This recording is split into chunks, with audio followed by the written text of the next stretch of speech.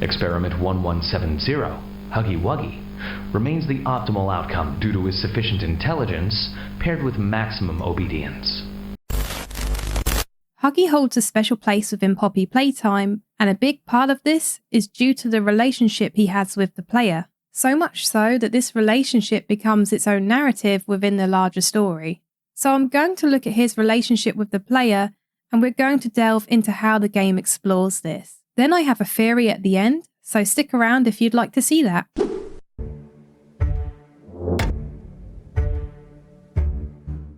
To know Huggy, we must first know ourselves. We play as a silent protagonist, returning to the factory for one simple reason: to find out what happened to our co-workers. This means that we are mostly a blank slate, giving the devs more freedom to play around with our role in the story. Chapter 1 plays out slightly differently than all of the others, which in turn makes it feel disconnected from the rest of the game. How we perceive Huggy is a big reason for this.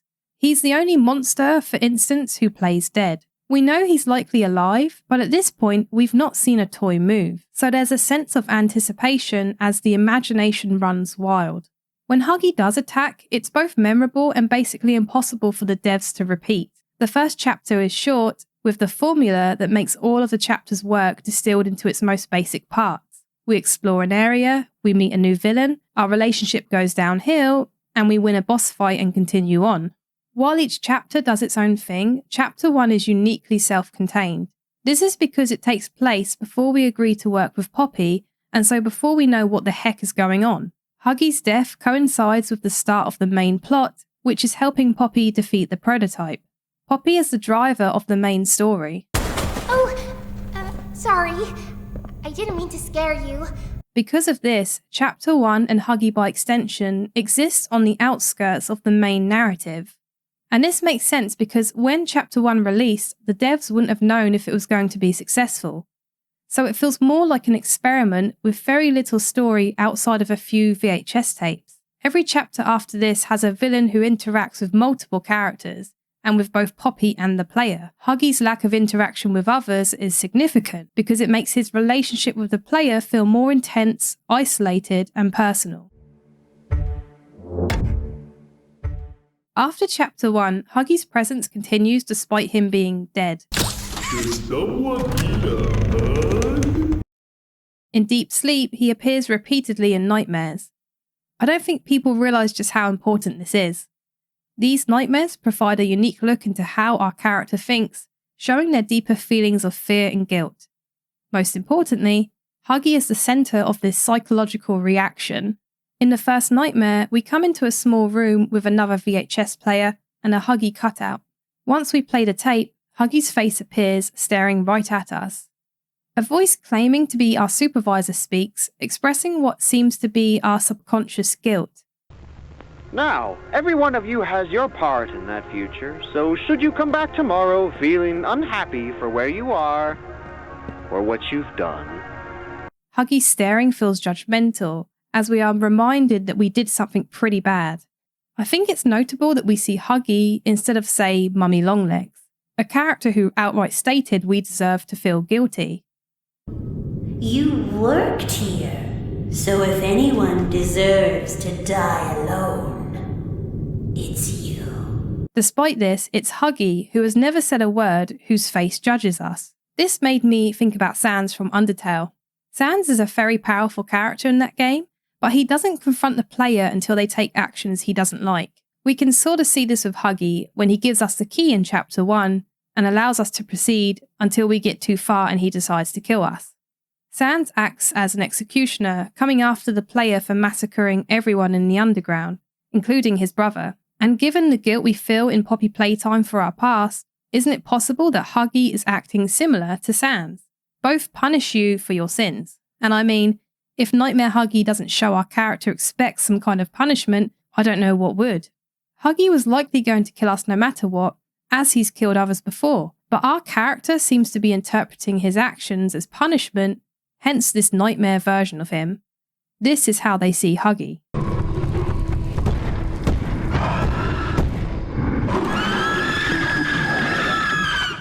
You have done something that deserves punishment. Huggy can't speak, but his injuries and behaviour speak for him. The fact he isn't fully patched up gives the impression that this giant angry cookie monster literally ran to catch up with the player. He didn't care that he was extremely injured. As soon as he could, he came for us. So our character feels judged and afraid of Huggy more so than anyone else. Or they see Huggy as the one to truly punish them for their wrongdoings, and so it's him who haunts their nightmares. Now if we zoom in here, we can... Oh, what's this? It says, please like and subscribe if you're enjoying this video, especially if you're feeling spicy. Well, the more you know. The protagonist has psychological scars. They see Huggy as the one who will punish them for their wrongdoings, or simply return to finish the job, and so he haunts their thoughts and dreams. How do I know he haunts their thoughts? Well, let's talk about Kissy Missy. No! Let go! They didn't do anything wrong! We're actually here to help. There's gender variants of many monsters, but Kissy is the only one to make it into the game. When we first encounter Kissy in Chapter 2, her entrance is used to invoke Huggy's attack by keeping her in the dark and reusing the chase music, playing on our fears of Huggy.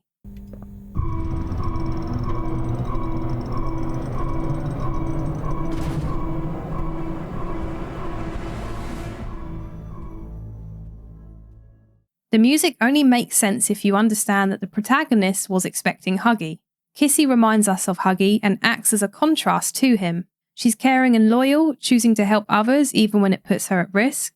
Kissy has teeth, but she's never used them, which helps us view her differently to Huggy, whose violence defines him. Kissy even shows fear when threatened, another humanizing aspect that makes us care about her. I think the most important thing about Kissy is that she represents what Huggy was supposed to be. Notice how she's constantly touching the player, reaching out to grab and protect. Her actions are gentle and restrained even when she pins us to the ground. She's everything Huggy is not. Both toys put themselves in danger for their personal goals, whether that's killing or protecting. Kissy also acts as a silent follower to Poppy, putting her in a similar position to the player. Sure, we originally came to find what happened to our co-workers, but after Poppy shows us the hour of joy, we continue to help. This gives us more connection with Kissy, and connecting with her makes us reflect on Huggy, because Huggy might also be loyal. When we first meet him, he's literally performing his old role of security guard.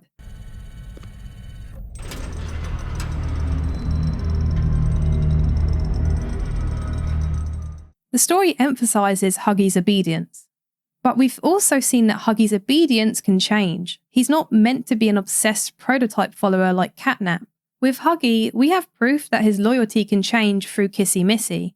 Kissy is shown attacking people during the hour of joy, and yet later she joins Poppy and the player.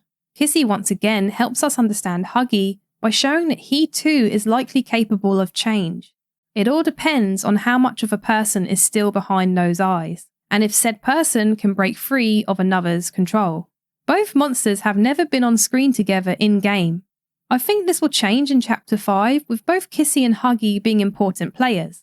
Huggy's return marks the end of us needing Kissy as his substitute. But by having this inverse dynamic with Kissy, it mirrors and contrasts our relationship to Huggy. The fact that Huggy returns really confirms how important his story with the player is. Huggy is the only monster to survive his chapter. This means that the story between the player and Huggy is unfinished. I also like that when Kissy's arm is ripped off, it's the player that falls from a great height and survives, paralleling us with Huggy. In a structural sense, this is also satisfying because it means that the beginning is the end. We start with Huggy and we end with Huggy. And that there is a big reason why I think the relationship between the player and Huggy is so special. It makes sense to have the story come full circle, to close off this chapter of our protagonists overcoming their personal fears and guilt. This relationship is both important and separate to Poppy's story. We see this in the final moments of Chapter 4. It's only once the story beat between Poppy and the prototype finishes that Huggy finds us, and the voice of Leaf Pierre further links back to Chapter 1. They'll be glad to help. At a time when we didn't know Poppy or the prototype, we might even say that there's a little parallel between Poppy and the player. In that important conversation where Ollie reveals the truth, he says this. And that right there excludes the player. We are not even a concern to the prototype. We have no intimate connection with this monster, but we do have an intimate murderous connection with this other monster. And yes, I know the prototype doesn't want to kill Poppy, but forcing her in a box isn't exactly nice either.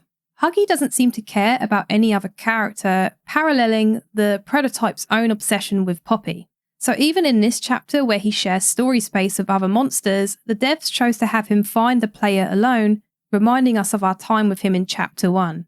Unlike other monsters who have other preoccupations, Huggy seems almost obsessed with the player, in a way that goes beyond what is expected of him. If the main story is about Poppy and her monstrous father figure, then the player's story could be about this unresolved conclusion with Huggy. And I think we will see this develop in chapter 5, where these two stories come together somehow, or at least continue to parallel one another.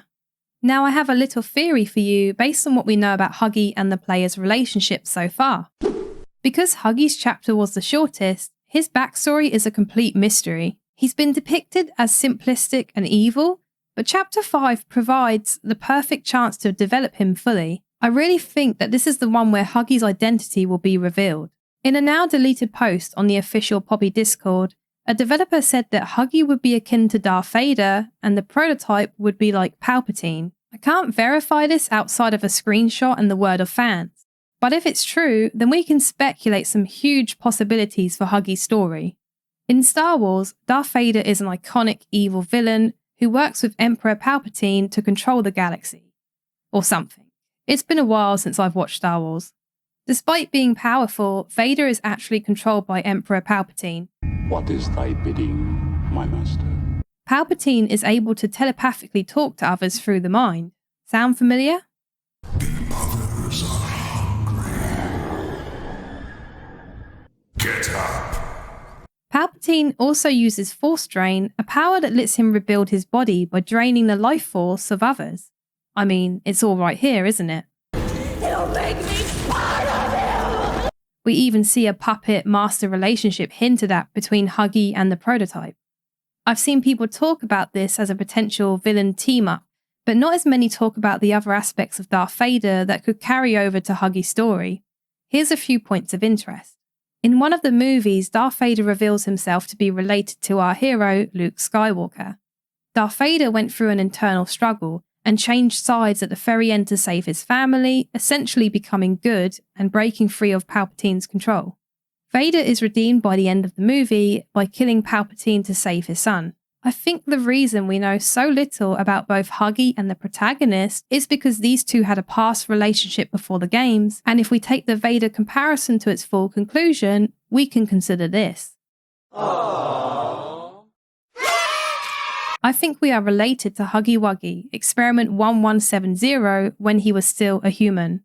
It makes sense to keep both Huggy and the protagonist's backstory a secret, if you plan to reveal some shocking twist that involves both. We know more about Dowie, a character we've just met in chapter 4, than about either Huggy or the protagonist. Despite all the lore baiting, the game sticks to some fairly predictable outcomes, and so when they avoid telling you key information, it's highly likely that they know it would be easy to guess if they did.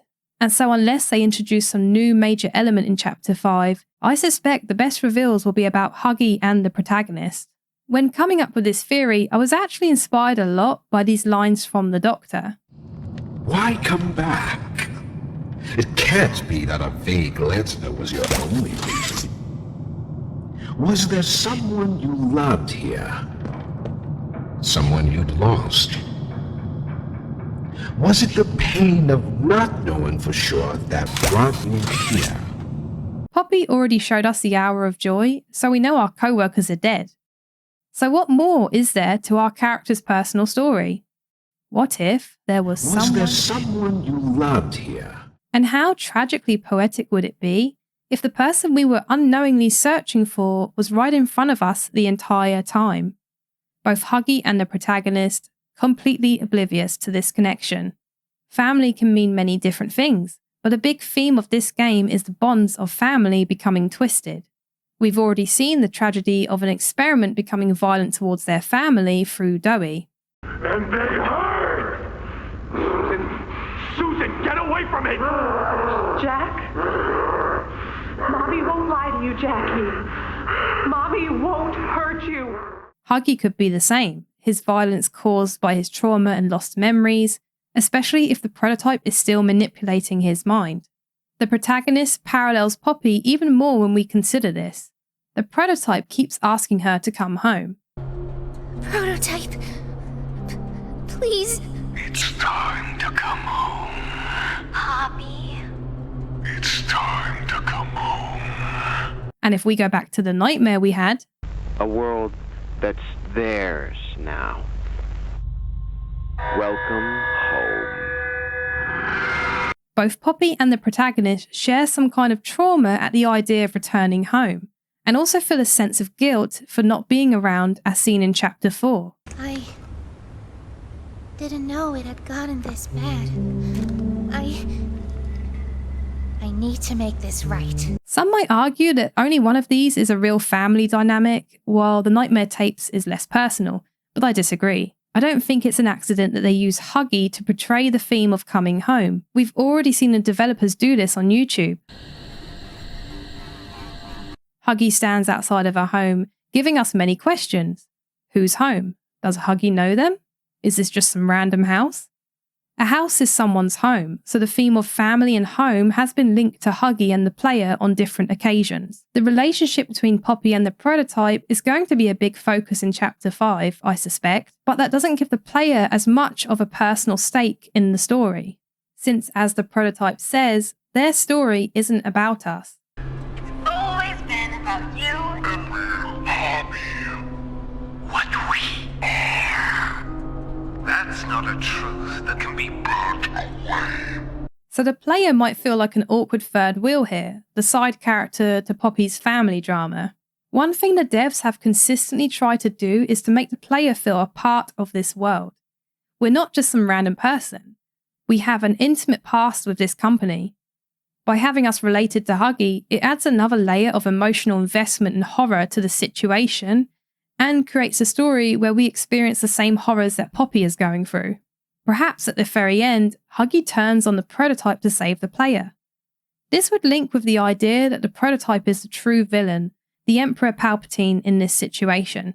Portal 2, a game which Poppy Playtime seems to take a lot of inspiration from, had the human forced into a robot villain GLaDOS try to repeatedly kill the player, only to join her side when a new villain became a problem. I thought you were my greatest enemy, when all along you were my best friend. So much like Star Wars, we have two villains who eventually disagree with one another and take the side of the main character or player.